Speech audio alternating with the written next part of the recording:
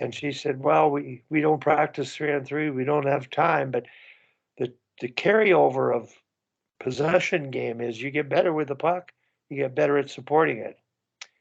And well, Wally, the Swedes in their first game dumped it in 25 times and got possession 3 of the 25 times. Yeah.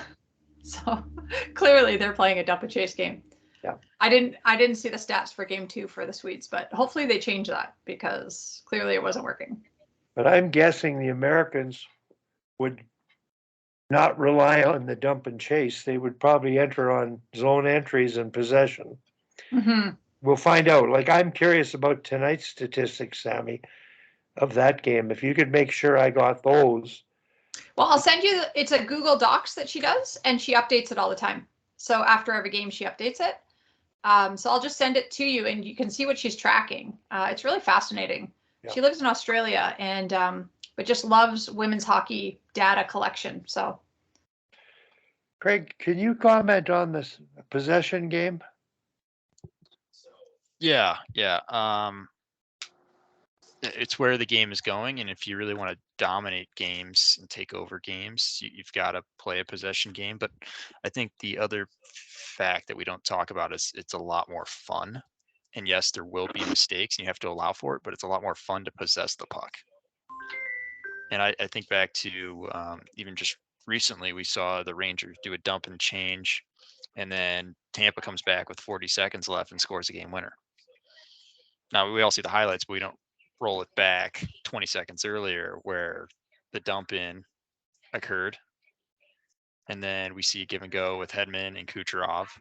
And then they finally gain the zone, work it around, and they're able to actually score the goal. But it was just a free turnover, so it's hilarious, Sammy Joe. You said they dumped it in 27 times and only 3 times got possession 28. Back. Yeah, 28. 28, yeah, like 3 times. Like, come on, what are we doing here? Yeah, I thought like we learned. You from would maybe pick that up midway through the game that this is not working.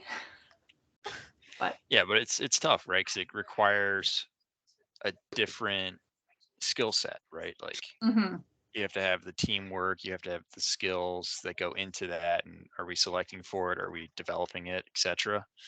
And I think a great place to start, and Wally kind of alluded to it, was just do like a 3-on-3 cross ice game, but you're only allowed to change when your team has possession.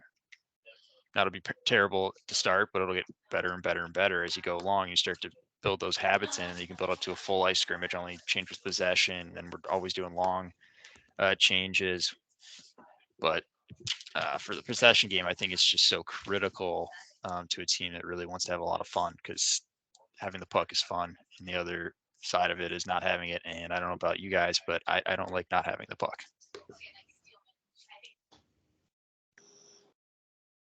Yeah, I like when you say that it's more fun, because yeah, systems can certainly win you games and win you championships, but ultimately, what are we doing this for? And what makes the kids stay in the game? What makes the kids fall in love with the game?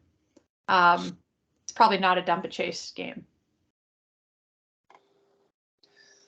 Well, we're progressing to the Russians in like 1965. Because that's what they did. They hung onto the puck. They just never gave it away.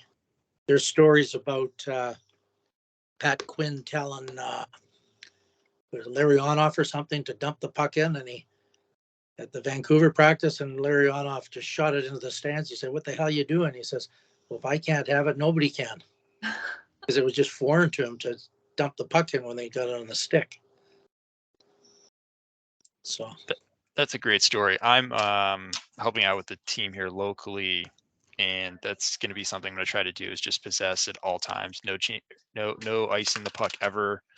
No dumping in the puck. So we'll see how this progression goes throughout the year. I've already kind of phased out how I want to go about it, but I'm curious to see how it actually works full season in practice with high school age kids. I'll report back. A big thing that we could put in our game a lot more is taking the ice behind. So when